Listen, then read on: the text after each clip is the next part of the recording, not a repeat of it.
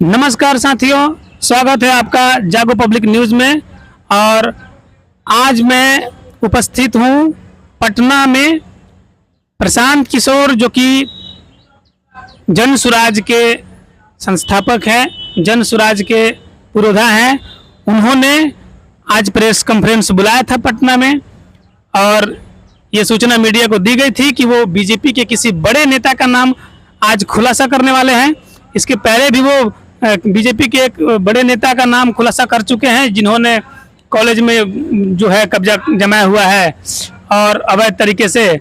और आज उन्होंने मीडिया को बुलाया था कि दूसरा किसी बड़े नेता का नाम आज खुलासा किया जाएगा और उसका कुछ सबूत दिया जाएगा। तो मैं आपको बता दूं कि आज प्रशांत किशोर जी ने कागज पेपर के साथ बीजेपी के बहुत बड़े नेता जो स्वास्थ्य मंत्री हैं मंगल पांडे जी, उनके बारे में प्रशांत किशोर ने खुलासा किया। और उन्होंने बताया कि प्रशांत जी ने बताया कि मंगल पांडे जी कोरोना काल में अपनी पत्नी के नाम पर जब 86 लाख, लगभग 86 लाख रुपया का फ्लैट खरीदे, कोरोना काल में खरीदे, जब पूरा जो देश है मुसीबत में था, उस समय स्वास्थ्य मंत्री मंगल पांडे जी ही थे और उन्होंने अपने पत्नी के नाम पर 86 लाख का फ्लैट खरीदा। बात यहाँ तक नहीं है, बात यह है कि ये 86 लाख रुपये आए कहाँ से। प्रशांत किशोर जी ने कागज दिखाते हुए कहा, बैंक डिटेल्स दिखाते हुए कहा कि इसमें से 25 लाख रुपए जो कि मंगल पांडे जी ने दिलीप जायसवाल जी से लिया था। वो कैसे लिया?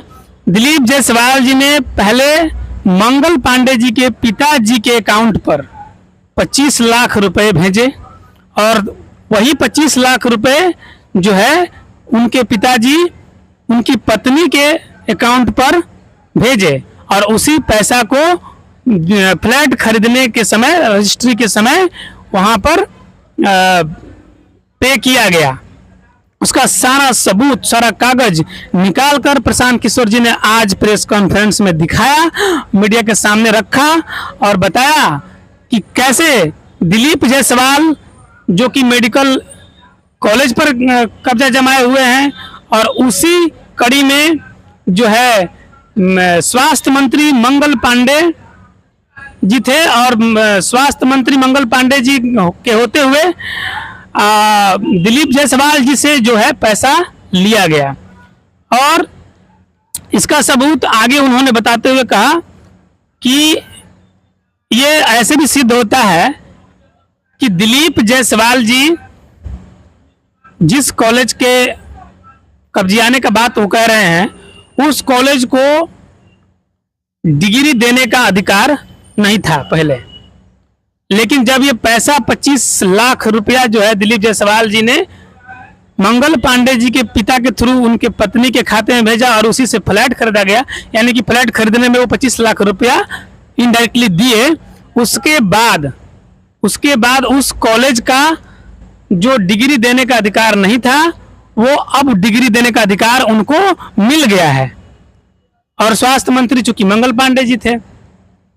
तो इससे सिद्ध होता है कि कहीं ना कहीं उस 25 लाख रुपए का और दिलीप जायसवाल जी के उस कॉलेज का डिग्री देने का अधिकार मिल जाना, ये दोनों का कुछ ना कुछ संबंध है, जहां भ्रष्टाचार का जो है खुलासा होता है।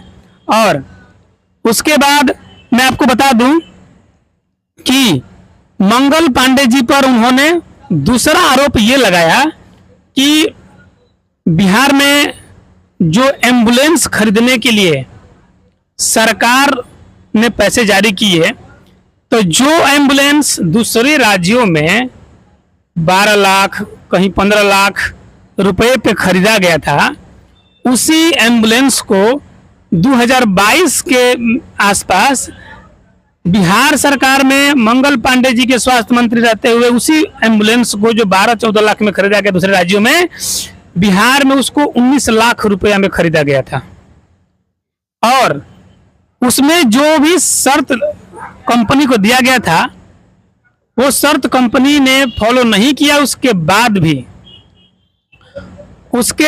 भी अब जो है दोबारा उसी कंपनी को कॉन्ट्रैक्ट दिया गया। और उससे बड़ी बात यह है कि जो 12-14 लाख का एम्बुलेंस 19 लाख में खरीदा गया था और 3 साल बाद वो एम्बुलेंस का जो दाम है 19 लाख से बढ़ के 27.5 लाख लगभग हो गया।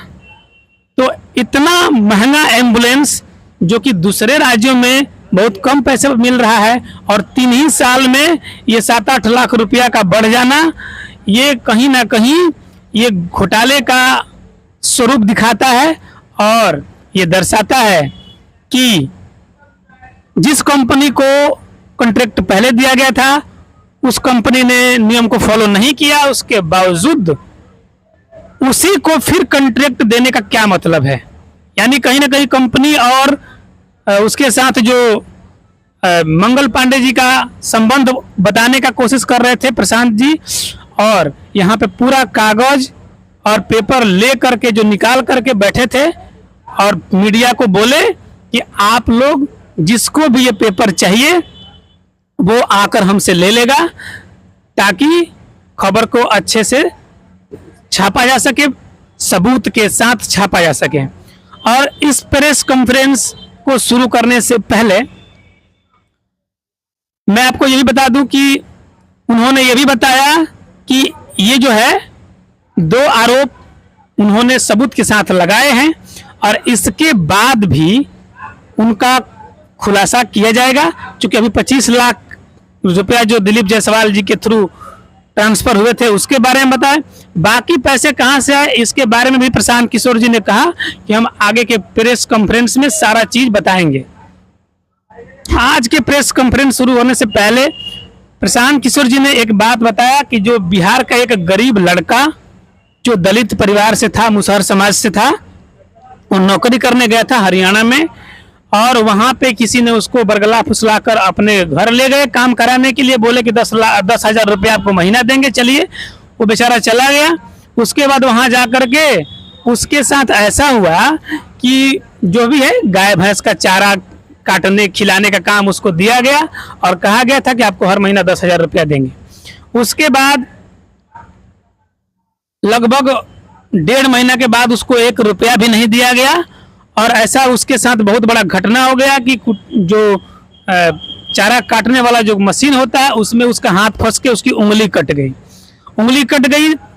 उसके बाद उन लोगों ने उस लड़के का इलाज तक नहीं करवाया और उसमें उसके हाथ में कपड़ा लपेटकर और उसको पहाड़ियों में ले जाकर कहीं छोड़ दिए।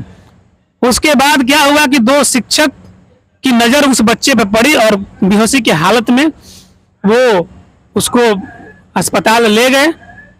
तो इस तरीके से खुलासा हुआ। प्रशांत किशोर जी ने यह भी कहा कि अमित शाह जी बिहार में सीतामढ़ी में आने वाले हैं, तो उनसे मैं सवाल करता हूं कि जो बिहार के उस दलित और गरीब बच्चे के साथ जो घटना हुआ, तो अमित शाह जी जवाब दें कि कब तक हरियाणा सरकार, चूंकि हरियाणा में भी बीजेपी की सरकार है, तो कब तक हरियाणा सरकार उस बच्चे को मुआवजा या कुछ सहायता देगी और बिहार सरकार को भी उसकी मदद करनी चाहिए, कुछ सहायता देनी चाहिए। तो कब तक बिहार सरकार और हरियाणा सरकार उसको मदद करेगी, अमित शाह जी ये बताएं।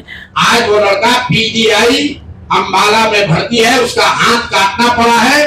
तो मेरा पहला सवाल अमित शाह जी से है, आप आ रहे हैं बिहार में, बिहार के लोगों को बड़ी बड़ी बात कहोगे।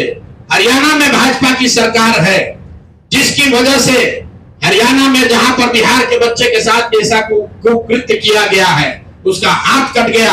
आज वसी पुनौरा धाम से सीता माता की उस धरती से जरा बताइए कि जिस परिवार ने हम बिहार के बच्चे को 2 महीना तक बंधुआ मजदूर बनाया उसका हाथ कट गया है। वो गरीब ऋषिदेव मुसहर समाज का लड़का है, उसको अभी तक सिर्फ 5,000 रुपया कॉम्पनसेशन मिला है। कल रात में हमारे लोग उनके घर गए थे, उनकी मां रो रही थी, सिर्फ हमको 5,000 रुपया मिला है। उसका लड़के का पिताजी और भाई, उनके पास ट्रेन से अंबाला जाने का पैसा भी नहीं था। और बताइए ये स्थिति में लोग जी रहे हैं, और यहाँ का अफसर, यहाँ के नेता लाखों करोड़ों रुपया का घोटाला कर रहा। यहाँ का एक गरीब दलित समाज का लड़का 10,000 रुपया के लिए बंधुआ मजदूर बन गया, उसका हाथ काट दिया गया, उस पर कोई संज्ञान नहीं है। और यहाँ नेता बैठ के प्रतिबंधित क्षेत्र बनाया है, उसमें बंगले में बैठ के लूट मचाया है।